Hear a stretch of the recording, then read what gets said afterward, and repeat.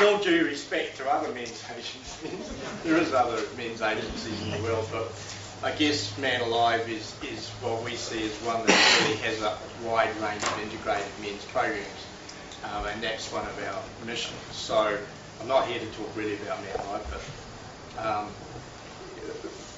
most men's services in the world are one-off services. You know, it's some guys that have got some psychotherapists together to work with men, or it's an anger management program, or it's a boys program, and they are one-off services.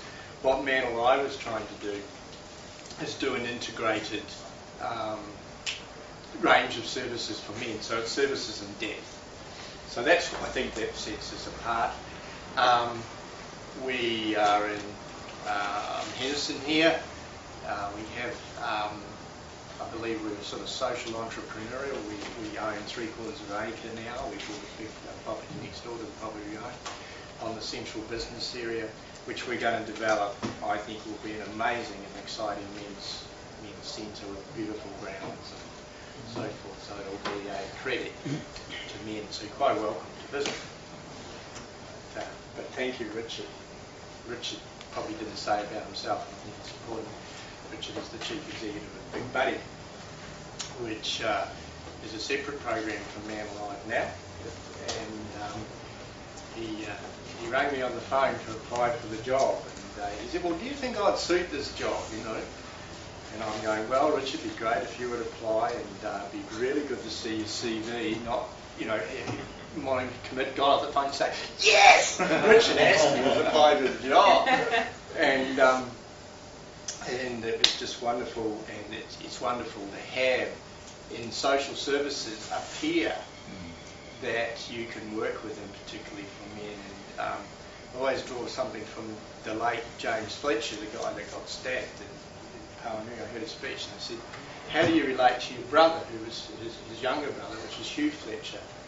And he said, "Well, I love him." And so the first time I heard a man in a public position stand up and say, I love somebody. But he also, they said, "How was it when you turned around?" I think it was DB. "What was your first thing you went for?" And he says, "I went for somebody I could laugh and cry with." And I wonder, as men in social services, it's really important that we work in a way that we have men around us that we can laugh and cry with, or I can come to work and say, "Look, I'm feeling a bit battered at the moment." And it's great to have Richard there, and the men and women at ManAlive. I think we work in a more organic way, I think.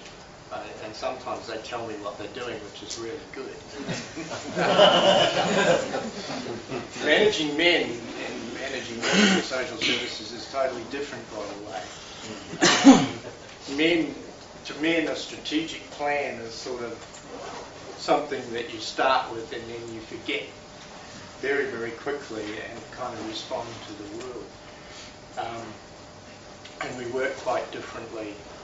And it's a joy to manage a social services of all men. Now, what's happened to me is that I did a PowerPoint presentation, then realised there's not a PowerPoint in this room. This gentleman's playing. He's not playing. He's having a good time. And then we tried to get my PowerPoint into an overhead, and the overhead, the photocopier is broken down. So I'm just going to go through it. And then I thought I wasn't going to get very many people because I read some of the applications and I only had 14. I thought, I'll do a really nice workshop, and you all bloody turned up. So, you know, that ruined that approach. I'm also mindful that Bruce is in the room, who's probably one of the I suppose most experienced and role models for me in terms of managing a social service. So he's Youth Lifeline, which is probably one of the notable dynamic counselling agencies. So I've also learnt a lot of him over the years by just observing. So I was going to start off services for men by men. Yeah, right. It's like a TUI ad. you know. And it's interesting in my view in that in society we have this political correctness that says services for Maori by Maori and services for women by women. But it seems to be that when it comes to men, it's kind of like services for men by men. Oh, hang on. And we still, I feel that we're a bit untrusted to have services.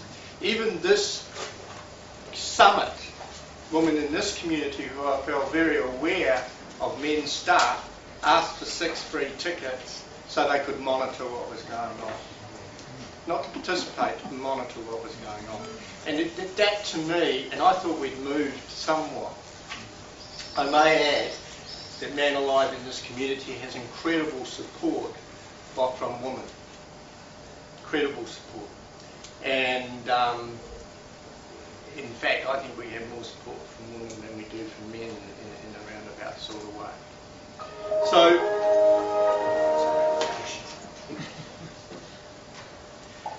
and in terms of social services for men, given that for men, by men, there's been a huge overlay by domestic violence. It's almost like domestic violence has got us totally myopic.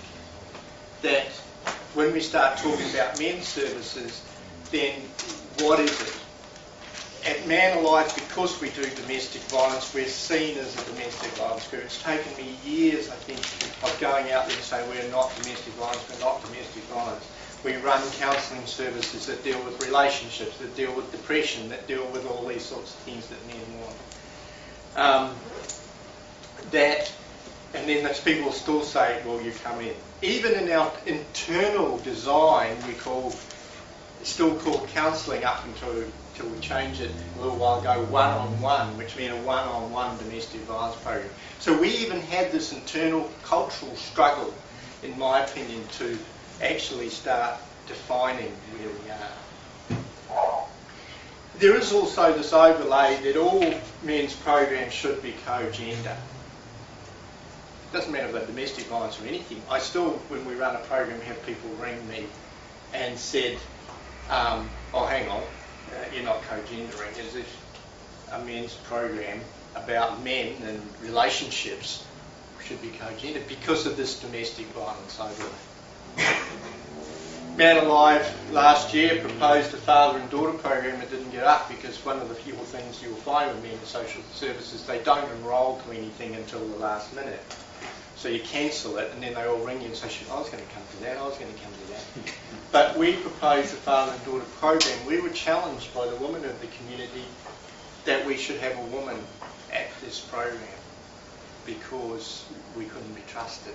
Because we had suggested that you could have uncles and grandfathers there if there wasn't a father. So we tried to open it. This just wasn't father and daughter. This was sort of male role model and daughter. So as soon as you seem to put up the word uncle, it seems like uncle. So all the uncles in the room, I think you're a paedophile by default for some reason. So that was an incredibly battering experience for me personally as this was coming in and this challenge was going on. And it was starting to say, well, hang on, cannot men still not actually have a service? And that the role of a father in a daughter's life is absolutely important.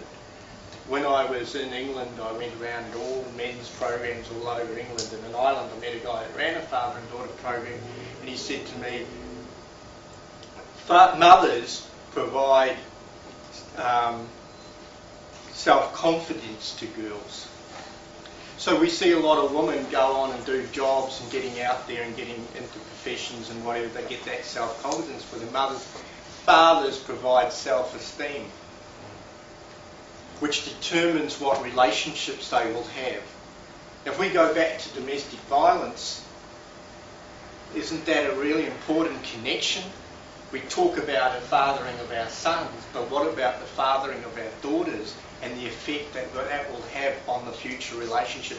Why do women keep on choosing alcoholic? They get rid of one alcoholic and they get another. Why do they get one violent man and they get another? Have we seen the connection when Stuart Dirks is talking about that? What is the role of fathering, and do we actually understand it in relation to daughters? Yet, when we're trying to do something positive about that, we're getting challenged as if we're putting them in an unsafe environment, girls in an unsafe environment with their fathers. Hang on, give us a grip here. Does this mean that you can't no longer take your daughter to the park by yourself? So it was a very battering signal to us that we still had a long way to go. The bulk of men's programs in New Zealand, the bulk of men's work in New Zealand is anger related and done by and organised by women.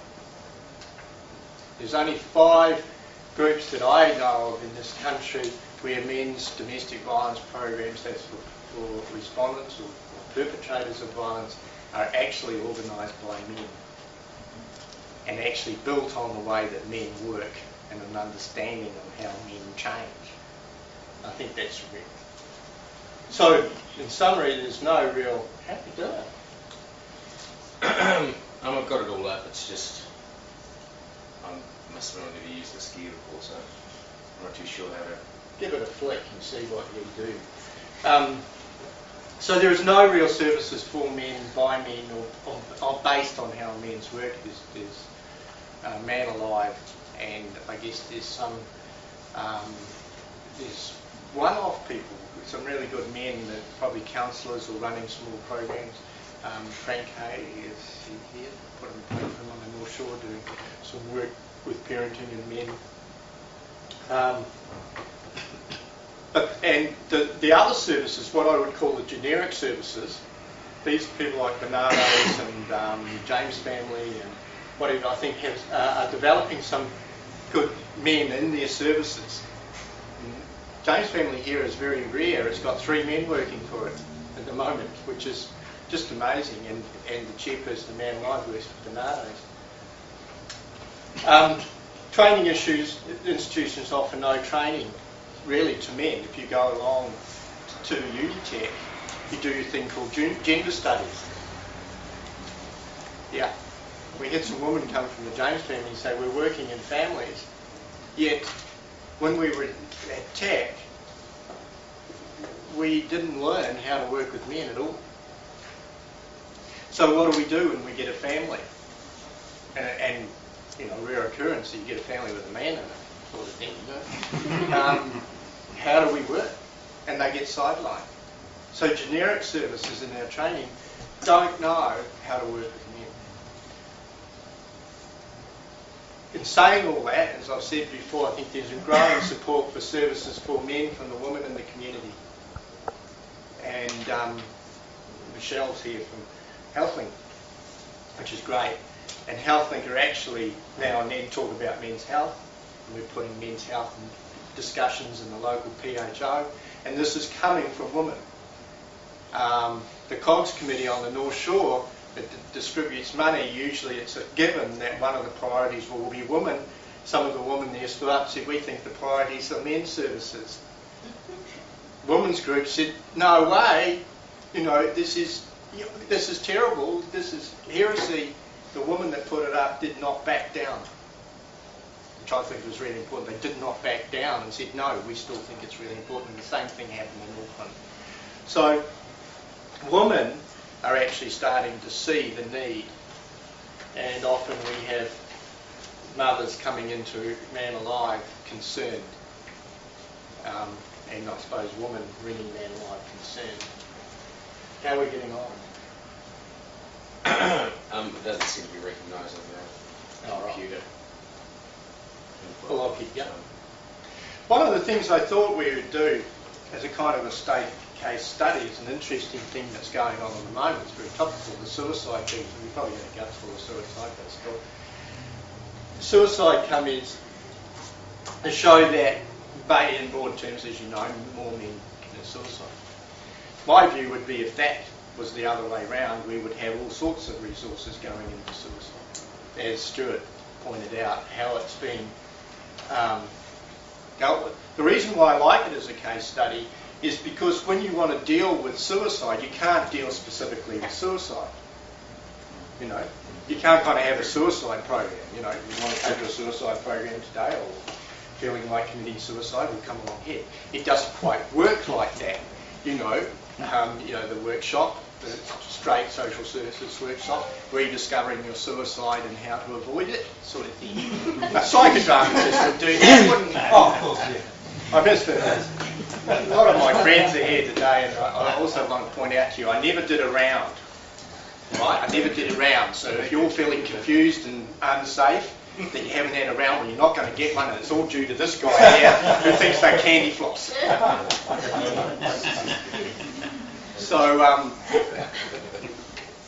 but what we've got to deal with in suicide is the precipitating factors of suicide. In other words, you're having to take quite a wide range of services to deal with it. And I was going to put the statistics, but you already have the statistics, so I ain't going to do that. And I can't put them up anyway, so you ain't going to get it in. One of my concerns is if suicide is the pinnacle of the iceberg, what is the underlying suffering? Is that a question we should be asking around suicide? If it's the pinnacle, then what is happening to men down at the base of this iceberg, or pyramid, or whatever way you look at it? So it's not just suicide we would be dealing with, it's a whole range of pain and suffering. So the precipitating factors for suicide are recent bereavement, relationship breakup, issues around sexual identity, which I think is very, very fundamental with men, loss of employment, legal problems, problems with the police, increased substance abuse, major changes in circumstances. Well, what has Stuart just presented to us? Amazing range of statistics. What has Bruce just presented to us in terms of health? Virtually identical to those issues. Each one of those requires some sort of service, in a way. If it's bereavement and breakup, bereavement, where would men go? If it's relationship breakup, or do they go to relationship services and hope that they get the one male counsellor there, because they always seem to have one? And that's not from their fault, but I worked for them and we used to try and get men's counsellors. I guess around sexual identity there's probably a little more going in the gay community. As pointed out, the gay community have developed well there, but we're still finding around schools and that this is a real issue for young men. Loss of employment, the mana of the night, has the breadwinner notion still got out of men's psyche and culture? Problems with the police. I think we've got a brilliant judge in this community called Judge Recording, who I'm fortunate enough now to, I think that we're friends, who's trying to get a rehabilitative approach to a number of these issues. He's getting a bit of flack for that. But his real concern is, what are we going to do with young men come into the youth court, because the police are saying we want to move them upstairs to the criminal court, and he's saying, well, why don't I just give them the kiss of death? Why don't I just put them straight in prison now and cut out the middleman? And then I said, well, where are you going to refer them, Phil? And he says, I don't know. So ManAlive is developing in his program for those boys or young men to try and develop their mana, working to their strengths, so that they can be, they can enjoy their life. Big Buddy is working on a mentoring, professional mentoring program which is designed for those boys, which I think is really successful, will be very successful. What are the perpetuating factors of suicide? And other things that, these are more crisis factors, but what are things that keep it going? Major life stresses, meaning of events to the individual. And often men have little understanding of some of the events that happen to them. I used to run a program called Life After Separation for men. And contrary to popular belief, it's not men that are walking out on women all the time. Most of the men that came to this were stunned men who were sitting there going, hey, I've been a good father, I looked after the kids, I took them to football, I've been a good good bread earner, and suddenly she threw me out and got the house, and here I am living in a flat. What happened?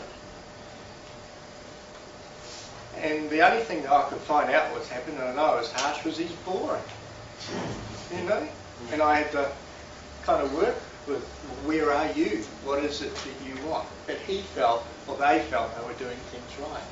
Mental illness, as Bruce has pointed out, this is a real huge issue. It's not just an issue for men. I think the mental illness services really aren't meeting the needs. So, and some notion of hopelessness, and I think men feel like they're passing the world by, and they're feeling a bit hopeless. If though the perpetuating factors, where do men go to talk? Do we need a campaign for men, first off, is to say it is okay to talk about things?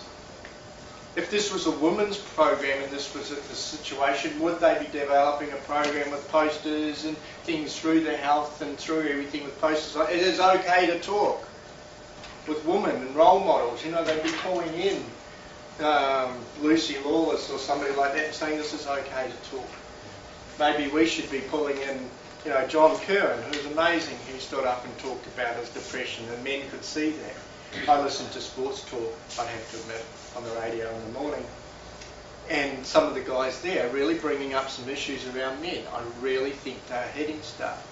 You know, Tana Umaga had the audacity to return from South Africa, let the team down to be the birth of his child. Even that was really bad to some men in this community. But the sports talk host said this is the greatest thing that could ever happen to any man. Of course he would be at the birth of his child. And I'm sitting in the car trying to clap. There is changes. There is men out there that are role models that we would not see, but we need to bring them in. And some amazing talk. I mean, there's one talk back host, and sports talk is absolutely like, I'd get rid of them and shoot them tomorrow, but some of them are really good. So when I was in England, the Men's Health Forum over there, I visited there, and what did they do to try and get to men? They said we've got to reach men where they are, and that I think is an important part of social services, is our hardest problem is marketing to men, getting the men. Not before we even get the service, but once we get the service, we've got to get them in the door. What they did was they did a health manual, and it was designed as a car manual. So your skeletal system became your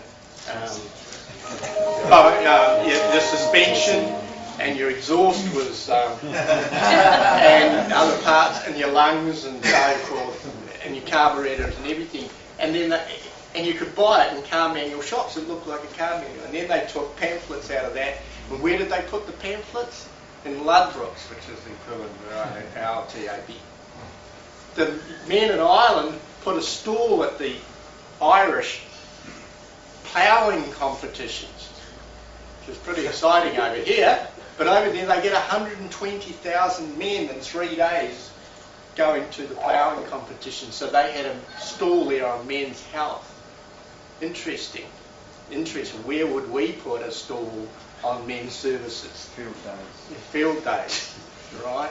So, but it was interesting when I saw this guy in England who did this stuff on men being a machine, and then went to the guy in Ireland who's actually out in Australia at the moment, who's running the Irish Health Forum.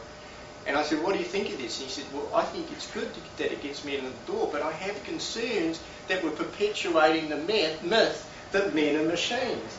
So there I was, stuck. I thought, what an interesting debate, what an interesting dilemma. One, and the other one is by using marketing techniques like that, we're actually perpetuating the men are. I'm talking with the PHO here, where they're wanting to get more men in for checkups, and we're thinking of having a warrant of fitness thing, where all the men in the market get a thing in the mail the same as they get their cars, time for your warrant of fitness. Right, come in and get your warrant of fitness, and the practice nurse does their blood pressure, da-da-da-da. And we're quite excited by this, and then I have this dilemma, well, am I still treating them as machines? But will it work? So this is another issue around social services, is how do we get men? Men come generally into ManAlive because somebody's twisted their arm, by and large, I would think. Would you say that, Mel? Oh, yeah, large part. Yeah. A lot of them. But we're getting more and more men who are self-actualising, aren't they? Good to go here if you want to use this or not. Oh, well, you need to rip it through till we can. I don't think I need it.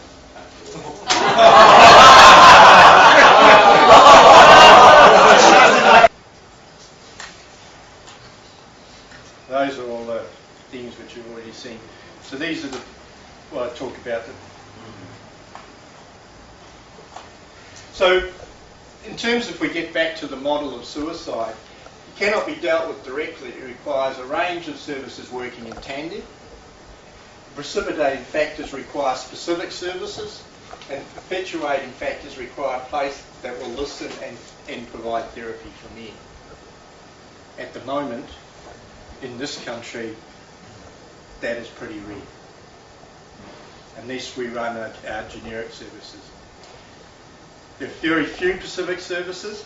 There are very few men working in whatever services are available. This is the important thing. I think there is no understanding of how men work. The models and paradigms are designed generally by women for women. And many of the therapists amongst you will know that men work quite differently. Yet, we're trained basically in one counselling model.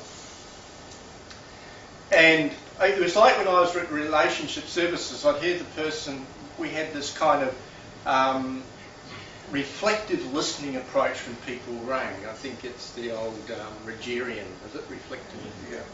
And we would sort of say something like, oh, thank you for ringing. Yes, we are here to help you work with your problems and blah, blah, blah. You know, it's this sort of, and it was like, so that was the approach. My view is when men ring up, you go, oh, so you're in the shit. Yeah, we can sort that. You know, so it's like, well, we can fix it. It's not like a whole lot of reflective stuff. It's like, bam, come in, get them in the door. The feeling is that, in my opinion, you know, you only have one chance with men if they ring the agency. There's no point in being fluffy with it. You just get them there, you know. Once you get them in the door, then there's a good chance you work with it. Marketing branding strategies in our industry of social services are not aimed at men. Go and look at all the brochures. Go down to Resource Centre here or any COB and look at the brochures. Apart from the fact that how many men are going to go in there in the first place? How many men hang out around libraries? You know? So should we have them in places? How do we reach men? Even the design of the brochures, in my opinion, is sometimes not effective. And as noticed, Richard here is a great marketer, and we went over and we had lunch one day at the Falls. What does he do? He leaves a few of his brochures on the counter at the Falls restaurant. Never misses an opportunity. But it was probably more effective than leaving them on the counter at the local CAB. Oh, yes. Oh, yes. This is a man that actually could contribute a lot to the men's movement around branding and a lot of information. One of the brilliant things about men in social services is we all kind of have a past life. Well, men tend to come into social services around 45. They go and do something, apart from Griff, who's been around the social services, but generally a lot of men come in after doing some other occupation. So you can have an organisation like ManAlive, which is a great sales, marketer, computer person like Richard, huge life experience like Mel. I don't know what you were in the past. I was a dry cleaner and stuff. Something like that. So we all look clean and tidy, no, but huge experience. Huge experience. He was a grandfather at, 38, and a solo dad at 17. What an amazing experience to bring to a counselling. You don't mind me saying that. So we have builders. We have builders, but I think that's an amazing feat and something that is celebrated. We have builders, we have printers involved in the organisation. So it is that we have a huge range of things to be able to draw on. So I've said that men are an extremely hard market to reach. And they don't, you need to work on them. Ask Rex McCann if you want to really know about how difficult this market is. We have a program called Next Step, and it's very, very hard to market. It takes a huge amount of energy, and after a while the energy outruns the result. And that's the problem. Is there enough volume to create a service? When can you get to a point where you're going to get enough volume to create a service? Training for social services, and I think this is important. I've touched on it. Therapists are trained in one shoe fits all. Not a lot of regard to men's work and how men work. Many men, the last before Pat, the last placement we had at ManAlive, really got in the institution his training as a social worker, because when they had to do a community development model, he had to take a feminist model. And he said, well, hang on, is there any other models? And they said, no. Well, there is, but you've got to do a feminist model. And he went, oh, well, what is this? And how does that work? So there's quite a bias in his training, and both Warwick and I have gone to training institutions when there's been complaints by the men and talked to the head of the counselling department and said, hey, these guys are getting a hard time. They are feeling really run over by a bus in there, because each time they talk, they've got to be so politically correct, they've got to be this and they've got to be that they're not feeling like they're being listened to, and hopefully that will change. There's an emphasis, I believe, in a lot of the social service training, and I lecture in some of these places from time to time, on the victim, on victim. Now, I don't know if men are allowed to be a victim or seem to be a victim or whatever, but, where's the emphasis on strength-based? If we get back to that suicide strategy the government are putting out, they put out a strategy and you're allowed to submit on the strategy, by the way, and I will be inviting probably people at the end of the day to do that. They're talking about a strength-based model. How many people actually are taught a strength-based model? How many people know about a strength-based model and what does it really mean? When John Tamahiri put out his program on young men, what was in it? A discussion on strength-based models for young men. What happens to young men when they come into a program? They're delivered to the program provider with a little sign on it, fix me, because we don't want to take any more responsibility for our actions on how he got here. I believe in our youth program at ManAlive, if I could line up all the men in the room, all the fathers of these boys in the room and say, how about you be a father, I reckon I could get rid of probably 2/3 of the boys in that room. So there's a little concept of strength-based program, though the government is talking about them. And I think John, he put out a great document around young men. It seemed to get lost in the milieu. It was interesting, the only groups mentioned in there providing services was Big Buddy, ManAlive. I think there was another one. I think there was Youthline as well. I think the Bernardo's might have had something in there as well. So, do you need a seat, or are you ready to go? Have I gone over your time? You have, yes. Oh, yeah.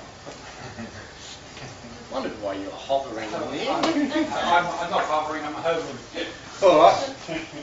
So, I guess just to finish up, I was going to get into how to set up a service. But it's Jim Bagman's time now. But I guess there is other problems with setting up a service, but all I can say is, contrary to popular belief, Child, Youth and Family have given considerable money to development of some men's work, and there is in there a belief in it. Ministry of Social Development is not run by a bunch of feminists that do not like men's work. There is a group in there that are turning up, coming to meetings and understanding and seeing the need for it. So the time is right for men to develop men's services. There's no doubt in my mind this is our time if we go about it the right way. And we think about it the right way and we take responsibility and we don't look at this pessimism that I've probably presented to you. The time is right and the support is there. And also the other thing is we need to lobby government hard to change the strategy, like the suicide strategy, that takes and puts an emphasis on men. I was hoping to have some more questions and everything, but maybe you can catch me, and it's valuable time for Jim, so thank you very much. And sorry.